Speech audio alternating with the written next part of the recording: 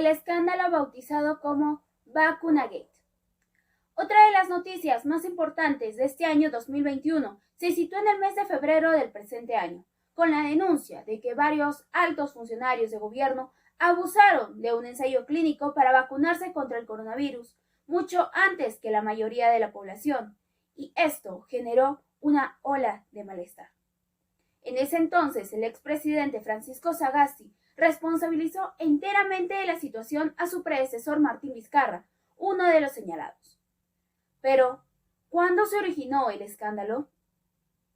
El caso estalló el miércoles 10 de febrero, cuando se reveló que el expresidente Martín Vizcarra había recibido 2 dosis de la vacuna contra la COVID-19 de la empresa china Sinopharm en octubre del 2020, cuando aún Vizcarra estaba al frente del gobierno y se estaba llevando a cabo el estudio clínico de la misma en el país. Lo que en un principio parecía una cuestión que afectaría solo al gobierno saliente, pronto salpicó al gobierno interino de Francisco Sagasti.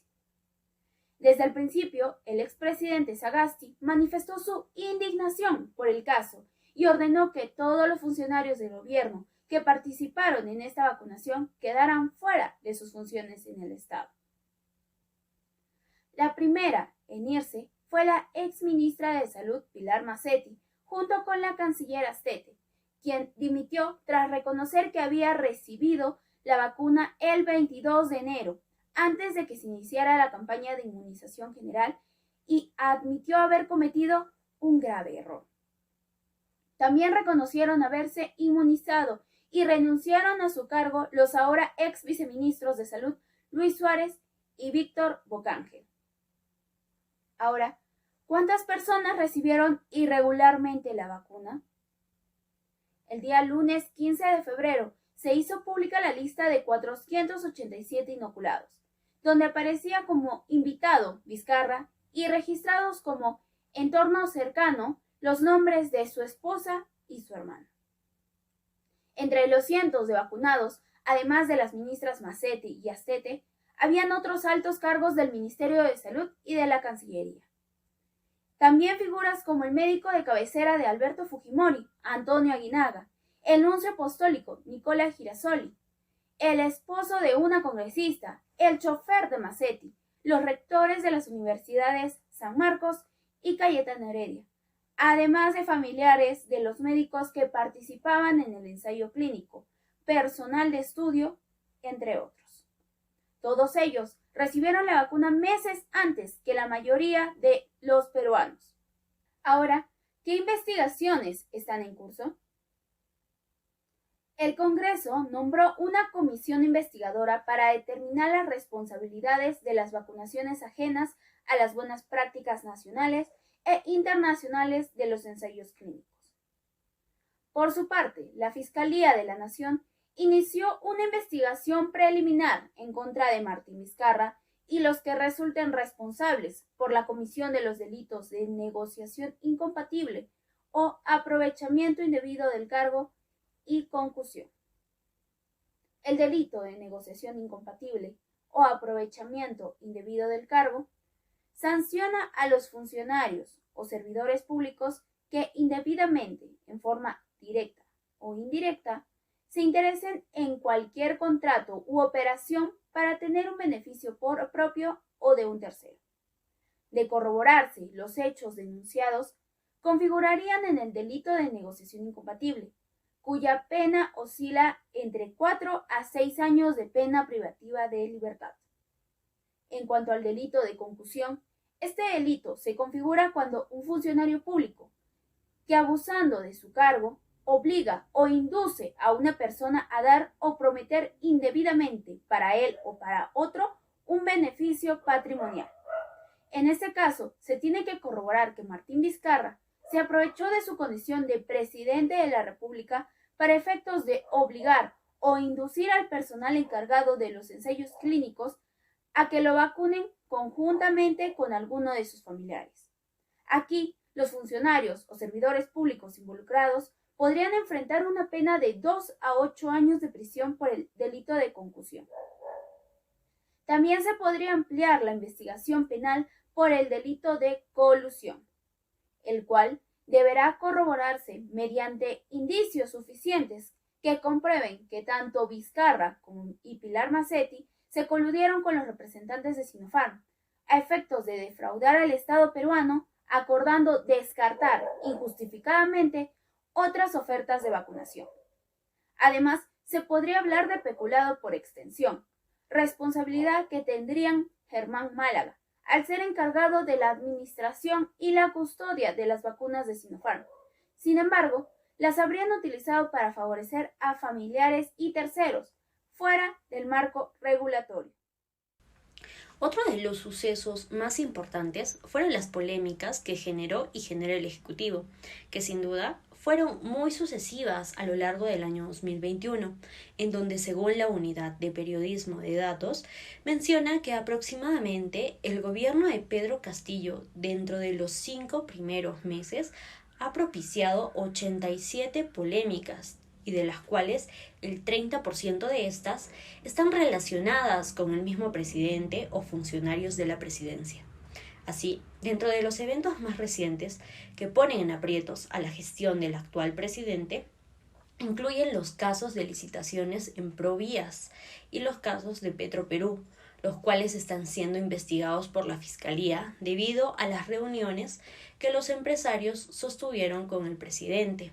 Y ante ello se suma que el gobierno aún no hace pública la lista de personas con las que el presidente Pedro Castillo se reunió en Breña durante estos meses, afectando aún más la transparencia de su gestión. Dentro de los casos más destacados en las polémicas por motivos, tenemos las siguientes. La primera, por denuncias periodísticas que se relacionan a los audios que revelan que un ministro del Ministerio de Transportes y Comunicaciones, Juan Silva, negocia con transportistas la salida de funcionarios del sector. También por declaraciones, ya que Guido Bellido, en la presidencia del Consejo de Ministros, continuó generando escándalos con múltiples declaraciones, como ataques a la prensa y contradicciones con el presidente, así como también por anuncios y promesas, en los que el presidente Pedro Castillo anuncia que abrirá una oficina de ronderos al lado del despacho presidencial, de lo cual los expertos advierten que esto es inviable. Además, por falta de transparencia, ya que el exministro Luis Barranzuela realizó una fiesta por el Día de la Canción Criolla, a pesar de las restricciones. Esto lo intentó justificar como una reunión de trabajo, pero no figuraba en su agenda. También tenemos por denuncias e investigaciones en los que la Fiscalía allana inmuebles vinculados a Carolín López y Bruno Pacheco por el caso Provías, entre otros casos, donde los principales sectores involucrados tenemos a la Presidencia de la República, la Presidencia del Consejo de Ministros, el Ministerio de Transportes y Comunicaciones, el Ministerio del Interior, la Cancillería y otros. Finalmente, es así que la gestión del presidente Pedro Castillo cierra el año con un registro de múltiples tropiezos que han debilitado su gobierno. La mayoría de los escándalos producidos por el propio presidente y sus ministros y otros altos funcionarios, los cuales han dado a conocer claramente la inexperiencia política del presidente Pedro Castillo y de quienes lo rodean. El legislativo versus ejecutivo. La salida del premier Bellido y pedido de vacancia. Guido Bellido. Una renuncia en medio de escándalos. Miércoles 6 de octubre del 2021, y a pedido del presidente del Perú, Pedro Castillo, el premier presentó su renuncia, causando una sorpresa en las esferas políticas del Perú. ¿Pero qué lo llevó a tal decisión? Guido Bellido juró a su cargo a la cabeza de la presidencia del Consejo de Ministros el 29 de julio de este año, al día siguiente de la toma de mando del actual presidente. Ese mismo día, y a horas de casi la medianoche, se llevó a cabo la juramentación del resto del gabinete, con la excepción de los titulares de los sectores como economía y finanzas, justicia y derechos humanos. El ex premier Bellido posee una controvertida figura pública, ya que este forma parte del círculo más cercano de Vladimir Cerrón, quien es fundador del partido Perú Libre, y a quien se atribuyen visiones radicales de izquierda. Aunado a ello, los legisladores han criticado duramente su línea marxista. Eso sin mencionar que en muchas ocasiones el ex premier criticó duramente a la derecha y que tiene investigación por apología al terrorismo. Con la salida del flamante premier Bellido, se generó una crisis total dentro del gabinete ministerial, denominado por la Constitución en su artículo 133 como crisis total del gabinete. Esto implica que todos los ministros presentan sus respectivas renuncias al cargo y Pedro Castillo deberá elegir un nuevo equipo ministerial con una nueva persona que ocupe el premierato. La salida del premier Guido Bellido se dio en medio de polémicas, dentro de las cuales fue la interpelación contra el ministro de Trabajo y Promoción del Empleo, Iber Maraví. Este fue interpelado ante el Pleno del Congreso por la aparición de su nombre en atestados policiales que presuntamente lo vinculaban a actos terroristas a inicios de la década del 80, así como por sus nexos con el CONAR-SUTEP y el brazo político de Sendero Luminoso. Y lo que envolvió una vez más al ex premier Bellido en un escándalo político es que un día antes de que Maraví Olarte se presente ante el Pleno del Congreso, el premier dejó entrever que se pretendía plantear una cuestión de confianza si es que se pretendía censurar al ministro. Y días posteriores, el aún premier mantenía su posición. Cabe precisar que el ex premier y el presidente no coincidían en lo que querían expresar a la población. Y un claro ejemplo es cuando el ex premier mencionó la nacionalización de los recursos de gas natural si la compañía no aceptaba renegociar el contrato energético, causando preocupación en la población y llenando las calles de incertidumbre. Ante ello, el presidente en un mensaje a la nación señaló que es momento de poner al Perú por encima de toda ideología y posiciones partidarias aisladas. En resumen, por todo lo antes señalado, es que el mismo presidente es quien le pide su renuncia, y con la renuncia del premier se tuvo que elegir a otro gabinete. Ejecutivo versus legislativo, una vez más. Pedido de vacancia de Pedro Castillo. Los escándalos del actual presidente no acabarían ahí.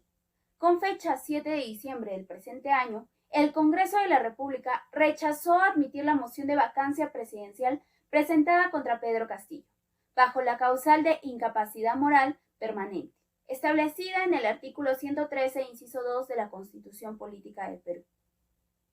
Esta propuesta, que oscureció una vez más el panorama político peruano, fue impulsado por la bancada Avanza País, Fuerza Popular y Renovación Popular, que requería de 52 votos para que pase a la siguiente etapa, que era la presentación del mandatario o de su abogado ante el Parlamento y la discusión del tema de fondo. En respuesta a ello, Pedro Castillo se reunió con líderes políticos y sostuvo una ronda de diálogo con los líderes de partidos políticos que cuentan con representación en el Congreso, previo al debate de la admisión de moción de vacancia.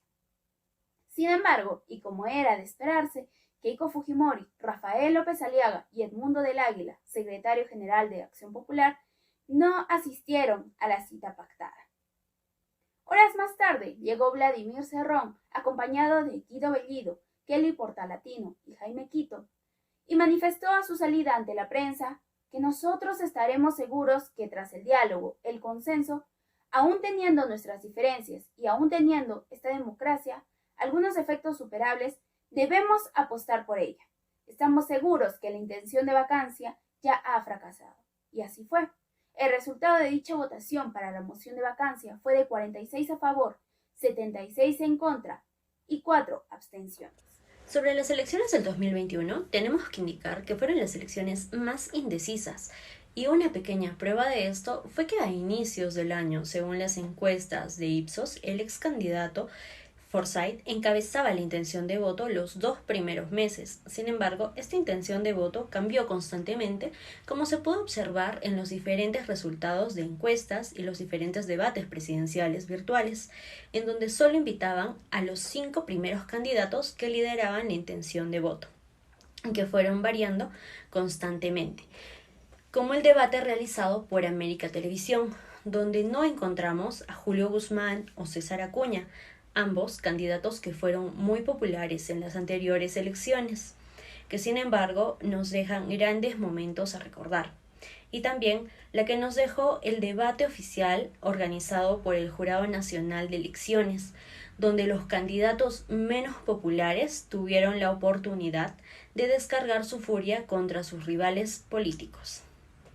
Sin embargo, nunca se hubiera previsto que serían los candidatos Keiko Fujimori de Acción Popular con un 14.5% y Pedro Castillo de Perú Libre con un 18.1% quienes pasarían a la segunda vuelta, ambos con polémicas que los perseguían, como el proceso penal por aportes ilegales a la campaña de Keiko Fujimori o las acusaciones de pertenecer al Movadef y a un partido extremista, como es el caso del presidente Pedro Castillo. En este momento es donde las alianzas políticas surgen, siendo la lideresa del Partido Naranja la que contó con el mayor apoyo de sus enemigos vencidos, y siendo Pedro Castillo quien solo tuvo el incondicional apoyo de la lideresa de Frente Amplio. Es en este punto donde los debates de segunda vuelta surgen, trayendo consigo la gran novedad que el primero de los debates se realizó en Chota y dejándonos momentos para recordar. Después de duras peleas, el 6 de junio del 2021, a boca de urna, pareció en un primer momento que la candidata Keiko Fujimori sería la primera presidenta mujer, con un 50.7%, a comparación de Pedro Castillo, con un 49.7%. Sin embargo, esta perspectiva se fue desvaneciendo cuando los resultados de la OMPE dieron como resultado un 46.8% para el candidato de Chota y un 46.6% para la candidata fujimorista. Pero la eterna candidata no es un hueso fácil de roer, por lo que con apoyo de su partido inició un proceso para anular 800 actas de votación, es decir, que 200.000 votos no sean considerados. Sin embargo, dicho proceso fue rechazado casi por unanimidad por el Jurado Nacional de Elecciones y que dio como presidente a Pedro Castillo, quien en sus manos chotanas sostiene el poder ejecutivo.